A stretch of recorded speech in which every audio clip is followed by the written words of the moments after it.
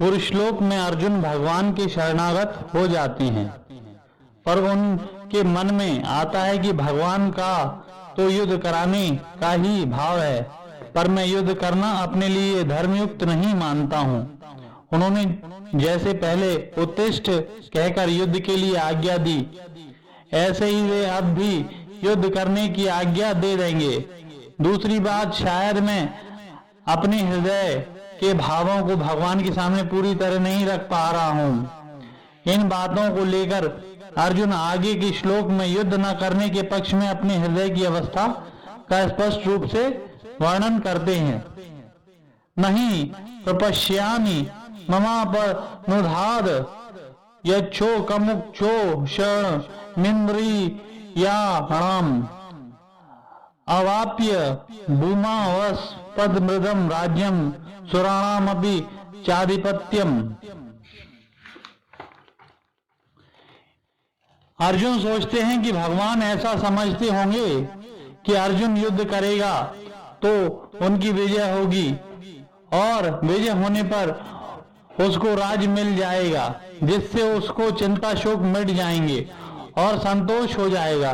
परंतु शोक के कारण मेरी ऐसी दशा हो गई है कि विजय होने पर भी मेरा शोक दूर हो जाए, ऐसी बात मैं नहीं देखता। अवाप्य भूमा समृद्धम राज्यम, अगर मेरे को धन धान्य से संपन्न और निष्कंटक राज्य मिल जाए, अर्थात जिस राज्य में प्रजा खूब सुखी हो, प्रजा के पास खूब धन धान्य हो, किसी चीज की कमी ना हो और राज्य में कोई वैरी भी ना हो, ऐसा राज्य मिल जाए तो मेरे शोक दूर नहीं, तो भी मेरे शोक दूर नहीं हो सकते। सुराणामपि चाधिपत्यम, इस पृथ्वी के तुच्छ भोगों वाले राज्य की तो बात ही क्या, इंद्र का दिव्य भोगों वाला राज्य भी मिल जाए तो भी मेरा शोक जलन चिंता दूर नहीं हो सकती। अर्जुन ने पहले अध्याय में ये बात कही थी कि ना विजय चाहता हूँ, ना राज्य चाहता हूँ और ना सुख ही चाहता हूँ, क्योंकि उस राज्य से क्या होगा, उस भोग से क्या होगा और उस जीने से क्या होगा जिसके लिए हम राज्य भोग एवं सुख चाहते हैं, वे ही मरने के लिए सामने खड़े हैं। जहां अर्जुन कहते हैं कि पृथ्वी पर धन धान्य संपन्न और निष्कंटक राज्य मिल जाए और देवताओं का आधिपत्य मिल जाए तो भी मेरा शोक दूर नहीं हो सकता, मैं उनसे सुखी नहीं हो सकता, वहां तो कौटुंबिक ममता की वृत्ति ज्यादा होने से अर्जुन की युद्ध से उपरति हुई है, पर यहाँ उनकी तो उपरति हो रही है, वह अपने कल्याण की वृत्ति पैदा होने से हो रही है। अतः वहां की उपरति और यहाँ की उपरति में बहुत अंतर है। नहीं तपस्यामि ममापदुन दाक्षो कमुक्षो शरणमिन्द्रियाणाम्, जब कौटुंबियों के मारने की आशंका से ही मेरे को इतना शोक हो रहा है, तब उनके मरने पर मेरे को कितना शोक होगा। अगर मेरे को राज्य में के लिए ही शोक होता तो राज्य के मिलने से मिट जाता, परंतु कुटुंब के नाश की आशंका से होने वाला शोक राज्य के मिलने से कैसे मिटेगा। शोक का मिटना तो दूर रहा, परंतु शोक और बढ़ेगा, क्योंकि युद्ध में सब मारे जाएंगे तो मिले हुए राज्य को कौन भोगेगा, वह किसके काम आएगा। अतः पृथ्वी का राज्य और स्वर्ग का आधिपत्य मिलने पर भी इंद्रियों को सुखाने वाला मेरा शोक दूर नहीं हो सकता। प्रकृति पदार्थों के प्राप्त होने पर भी मेरा शोक दूर हो जाए, यह मैं नहीं देखता हूँ। ऐसा कहने के बाद अर्जुन ने क्या किया, इसका वर्णन संजय आगे के श्लोक में करते हैं। संजय उवाच एवं मुक्त ऋषिकेशम गुणकेश परंतप न योत्स्य इति गोविंद मुक्त तृष्णि बभूवः। अर्जुन ने अपना और भगवान का दोनों का पक्ष सामने रखकर उन पर विचार किया, तो अंत में वह इसी निर्णय पर पहुंचे कि युद्ध करने से तो अधिक से अधिक राज्य प्राप्त हो जाएगा, मान हो जाएगा, संसार में यश हो जाएगा, परंतु मेरे हृदय में जो शोक, चिंता, दुख है वे दूर नहीं होंगे। अतः अर्जुन को युद्ध न करना ठीक ही मालूम दिया। यद्यपि अर्जुन भगवान की बात का आदर करते हैं और उसको मानना भी चाहते हैं, परंतु उसके भीतर युद्ध करने की बात ठीक ठीक जांच नहीं रही है। इसलिए अर्जुन अपने भीतर जची हुई बात को ही यहाँ स्पष्ट रूप से साफ साफ कह देते हैं कि मैं युद्ध नहीं करूंगा। इस प्रकार जब अपनी बात, अपना निर्णय भगवान से साफ साफ कह दिया, तब भगवान से कहने के लिए और कोई बात बाकी नहीं रही, अतः वे चुप हो जाते हैं।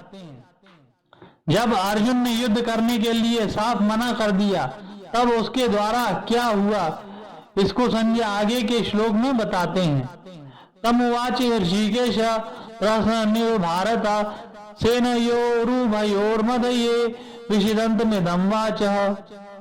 अर्जुन बड़ी शूरवीरता और उत्साहपूर्वक योद्धाओं को देखने के लिए भगवान से दोनों सेनाओं के बीच में रथ खड़ा करने के लिए कहा था। अब वहां पर अर्थात दोनों सेनाओं के बीच में अर्जुन विषादमग्न हो गए। वास्तव में होना यह चाहिए था कि वे जिस उद्देश्य से आए थे उस उद्देश्य के अनुसार युद्ध के लिए खड़े हो जाते, परंतु उस उद्देश्य को छोड़कर अर्जुन चिंता शोक में फंस गए। अतः अब दोनों सेनाओं के बीच में ही भगवान शोकमग्न अर्जुन को उपदेश देना आरंभ करते हैं। प्रहसनिव विशेषता से हंसते हुए की तरह का तात्पर्य है कि अर्जुन के भाव बदलने को देखकर, अर्थात पहले तो युद्ध करने का भाव था और अब वह विषाद में बदल गया, इसको देखकर भगवान को हंसी आ गई। दूसरी बात, अर्जुन ने पहले दूसरे अध्याय के 7वें श्लोक में कहा था कि मैं आपके शरण हूँ, मेरे को शिक्षा दीजिए, अर्थात मैं युद्ध करूं या ना करूं, मेरे को क्या करना चाहिए इसकी शिक्षा दीजिए। परंतु यहाँ मेरे कुछ बोले बिना अपनी तरफ से ही निश्चय कर लिया कि मैं युद्ध नहीं करूंगा। यह देखकर भगवान को हंसी आ गई, कारण कि शरणागत होने पर मैं क्या करूं और क्या नहीं करूं आदि कुछ भी सोचने का अधिकार नहीं रहता। इसको तो इतना ही अधिकार रहता है कि शरण को काम जो काम करता है वही काम करे। अर्जुन भगवान के शरण होने के बाद मैं युद्ध नहीं करूंगा ऐसा कहकर एक तरह से शरणागत होने से हट गए। इस बात को लेकर भगवान को हंसी आ गई। एवं का तात्पर्य है कि जोर से हंसी आने पर भी भगवान मुस्कुराते हुए ही बोले। जब अर्जुन ने यह बात कह दिया कि मैं युद्ध नहीं करूंगा, तब भगवान को यहाँ कह देना चाहिए था कि जैसी तेरी मर्जी आए वैसा कर, यथेच्छसी तथा कुरु। परंतु भगवान ने यही समझा कि मनुष्य जब चिंता शोक से विकल हो जाता है तब वह अपने कर्तव्य का निर्णय न कर सकने के कारण कभी कुछ तो कभी कुछ बोल उठता है। यही दशा अर्जुन को हो रही है। अतः भगवान के अर्जुन के हृदय में अर्जुन के प्रति अत्यधिक स्नेह होने के कारण कृपालुता उमड़ पड़ी, कारण कि भगवान साधक के वचनों की तरफ ध्यान न देकर उसके भाव की तरफ देखते हैं। इसलिए भगवान अर्जुन के मैं युद्ध नहीं करूंगा इस वचन की तरफ न देखकर आगे के श्लोक में उपदेश आरंभ कर देते हैं, जो कि वचन मात्र से ही भगवान के शरण हो जाता है। भगवान उसे स्वीकार कर लेते हैं। भगवान के हृदय में प्राणियों के प्रति कितनी दयालुता है। ऋषिकेश कहने का तात्पर्य भगवान अंतर्यामी है, अर्थात प्राणियों के भीतर भावों को जानने वाले हैं। भगवान अर्जुन के भीतरी भावों को जानते हैं और अभी तो कौटुंबिक मोह के वेग के कारण और राज्य मिलने से अपने शोक मिटा न दिखने के कारण यह कह रहा है मैं युद्ध नहीं करूंगा। परंतु जब इसको स्वयं चेत होगा तब यह बात ठहरेगी नहीं और मैं कहूंगा वैसा ही यह करेगा। इदम वाच्य उवाच पद में केवल उवाच कहने से ही काम चल सकता था, क्योंकि उवाच के अंतर्गत ही वाच पद का अर्थ आ जाता है। अतः वाच्य पद देना पुनरुक्त दोष दिखता है, परंतु वास्तव में यह पुनरावृत्तिक दोष नहीं है। परंतु इसमें एक विशेष भाव भरा हुआ है। अभी आगे के श्लोक से भगवान जिस रहस्यमय ज्ञान को प्रकट करके उसे सरलता से सुबोध भाषा में समझाते हुए बोलेंगे, उसकी तरफ लक्ष्य करने के लिए यहाँ वचः पद दिया गया है। धर्म भूमि कुरुक्षेत्र के एक भाग में कौरव सेना खड़ी और दूसरे भाग में पांडव सेना। दोनों सेनाओं के मध्य भाग में श्वेत घोड़ों से युक्त एक महान रथ खड़ा है। उस रथ के एक भाग में भगवान श्री कृष्ण बैठे हैं और एक भाग में अर्जुन। अर्जुन के निमित्त मनुष्य मात्र कल्याण करने के लिए भगवान अपना अलौकिक उपदेश आरंभ करते हैं और सर्वप्रथम शरीर तथा शरीर के विभाग का वर्णन करते हैं।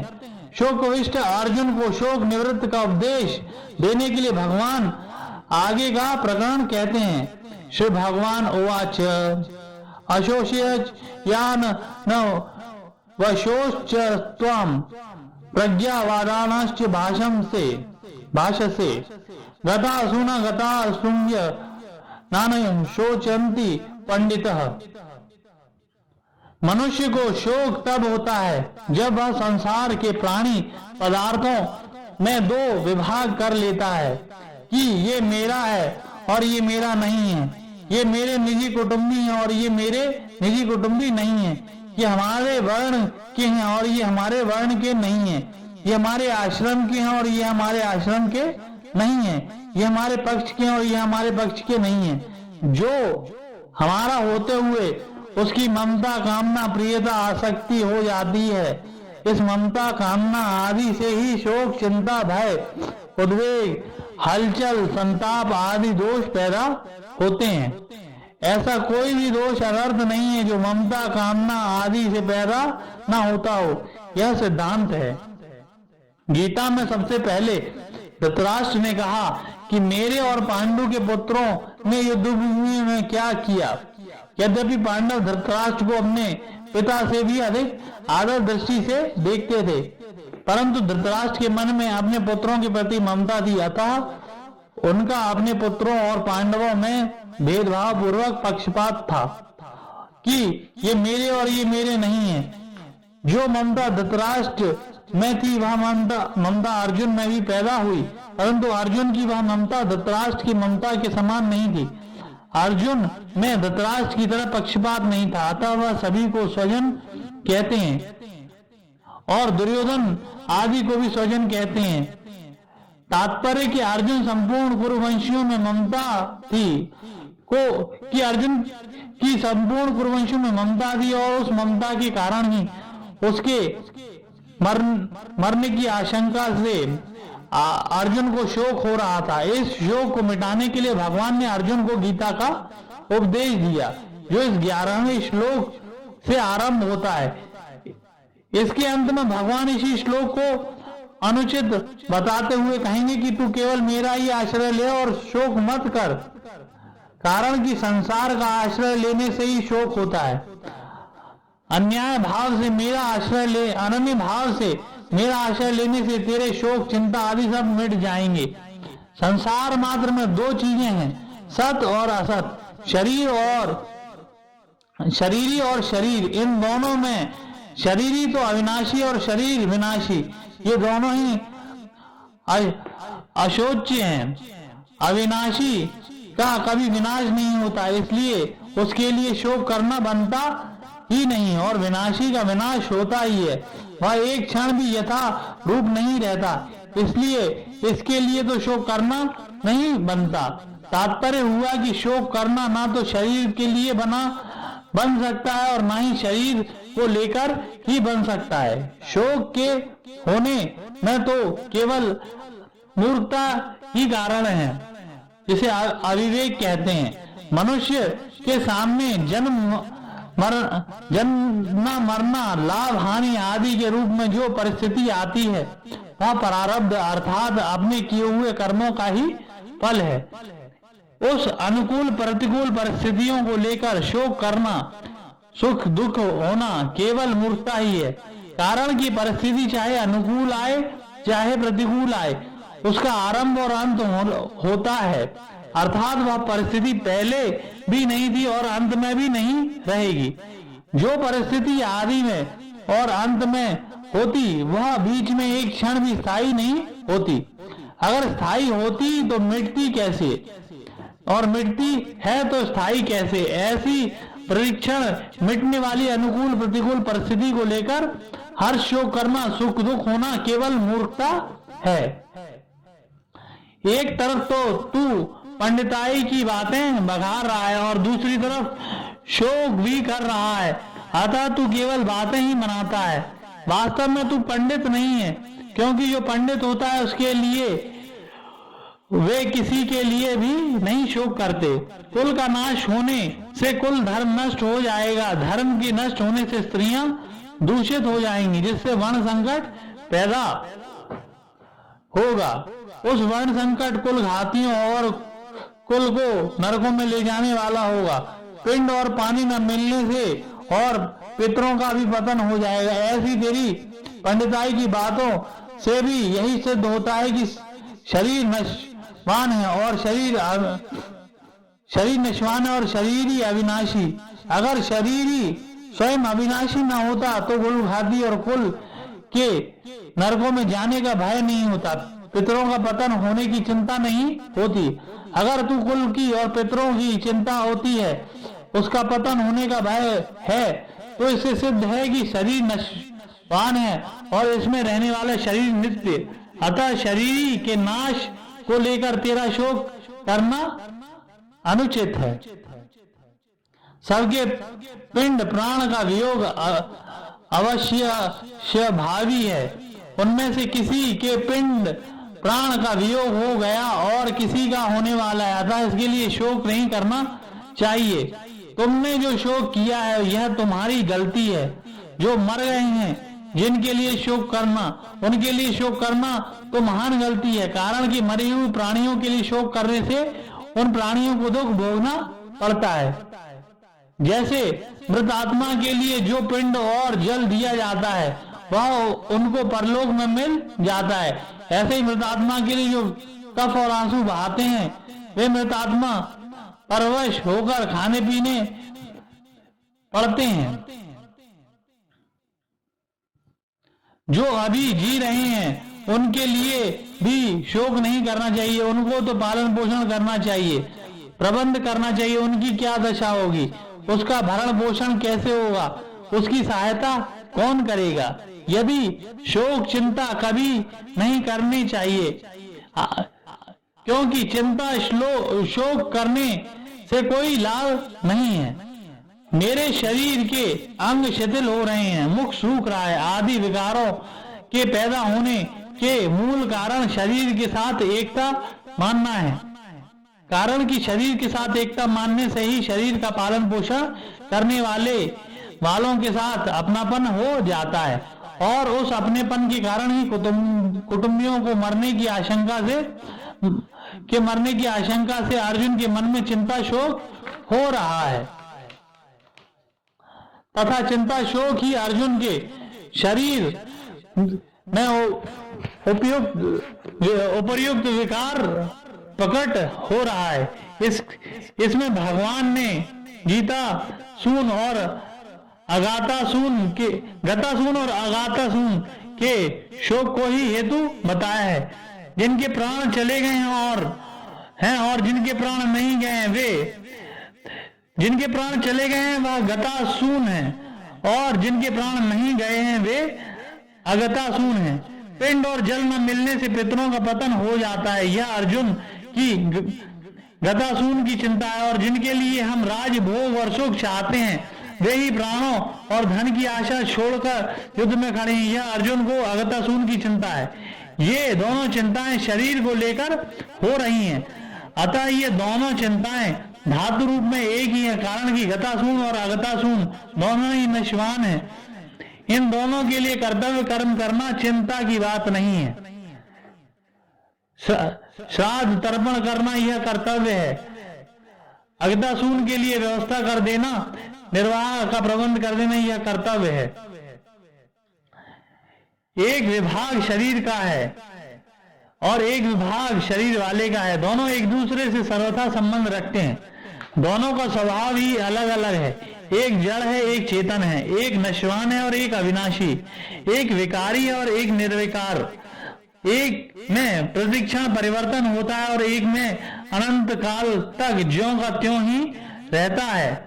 शरीर और शरीरी दोनों ही असोच्य हैं। शरीर का निरंतर विनाश होता है, अतः उनके लिए शोक करना नहीं बनता, और शरीरी का विनाश कभी होता नहीं, अतः उसके लिए भी शोक नहीं बनता। शोक केवल मूर्खता से विकारी मनुष्य, मृत अथवा जीवित किसी भी प्राणी के लिए कभी शोक नहीं करते। उनकी दृष्टि में बदलने वाले शरीर का विभाग ही अलग है और न बदलने वाले शरीर अर्थात स्वरूप की सत्ता का विभाग ही अलग है। गीता के उपदेश शरीर और शरीर के भेद से आरंभ होते हैं। दूसरे दार्शनिक ग्रंथ तो आत्मा और अनात्मा का निरंता से वर्णन करते हैं, पर गीता निरंता से आत्मा अनात्मा का वर्णन न करके सबके अनुभव के अनुसार देह देही शरीर शरीरी का वर्णन करती है। यह गीता की विलक्षणता है। जो वस्तु अपने लिए ना हो उसको अपना मान लेना और जो वस्तु वास्तव में अपनी हो उसे अपना न मानना बहुत बड़ी भूल है। अपनी वस्तु वही हो सकती है जो सदा हमारे पास रहे, हम सदा उसके साथ रहें। शरीर एक क्षण भी हमारे साथ नहीं रहता, परमात्मा निरंतर हमारे साथ रहते हैं, कारण कि शरीर की सजातीयता संसार के साथ है और हमारी अर्थात हमारी शरीरी की सजातीयता परमात्मा के साथ है। इसलिए शरीरी को अपना मानना और परमात्मा को अपना न मानना सबसे बड़ी भूल है। इस भूल को मिटाने के लिए भगवान गीता में सबसे पहले शरीर शरीर के भेद का वर्णन करते हैं और साधक को संबोधन करते हैं कि जिसकी मृत्यु होती है वह तुम नहीं हो, अर्थात तुम्हारा शरीर नहीं है। तुम ज्ञाता जानने वाले हो, शरीर ये जानने में आने वाला है। गीता 13वें अध्याय का पहला श्लोक, तुम सर्वदेशीय हो, नित्य सर्वगतः, येन सर्वमिदं ततम्। शरीर एक देशीय है, तुम चिंतमय हो, लोक के निवासी हो। शरीर जड़ शरीर का निवासी है, तुम मुझ परमात्मा के अंश हो। ममे वांशो जीव लोके। गीता शरीर प्रकृति का अंश है। मना पशानेन्द्रियाणि प्रकृति स्थानी। तुम निरंतर अमरता में रहते हो, शरीर निरंतर मृत्यु में रहता है। शरीर की क्षति से तुम्हारी किंचित मात्र हुई क्षति नहीं होती, अतः शरीर को लेकर तुम्हें शोक चिंता भय आदि नहीं होना चाहिए। शरीर किसी शरीर से लिप्त नहीं है, इसलिए उसको सर्वोपरि सर्वव्यापी कहा गया है। सर्वगता येन सर्वमिदं ततम्। तात्पर्य हुआ कि साधक का स्वरूप सत्ता मात्र है, अतः वास्तव में वह शरीर वाला नहीं परंतु अपितु अशरीरी है। इसलिए भगवान ने उसको अव्यक्त ही कहा है, जिसकी सत्ता विद्यमान नहीं है। ऐसे असत शरीर को लेकर साधक शरीरी कैसे हो सकता है? इसलिए साधक शरीर भी नहीं है और शरीरी भी नहीं है, परंतु इस प्रकरण में भगवान ने साधकों को समझाने की दृष्टि से उस सत्ता मात्र स्वरूप को शरीरी नाम से कहा है। शरीरी कहने का तात्पर्य यही बताता है कि तुम शरीरी नहीं हो। जिस समय हम शरीर और शरीरी का विचार करते हैं उस समय भी शरीर और शरीरी वैसे ही है जिस समय विचार नहीं करते। मनुष्य शरीर विवेक प्रधान है, अतः मैं शरीर हूँ। यह विवेक मनुष्य शरीरों में हो सकता है। शरीर को मैं मेरा मानना मनुष्य बुद्धि नहीं है, अपितु पशु बुद्धि है। इसलिए श्री सुखदेव जी महाराज राजा परीक्षित से कहती हैं, तुम तु राजान मरीष्येत पशु बुद्धि निमम जाहि न जाता प्रगभूतो देह वतम न नंगक्ष्यासी। हे राजन, अब तू यह पशु बुद्धि छोड़ दे और मैं मर जाऊंगा। जैसे शरीर पहले नहीं था, पीछे पैदा हुआ और फिर मर गया, ऐसे तुम पहले नहीं थे। पीछे पैदा हुए फिर मर जाओगे, यह बात नहीं है।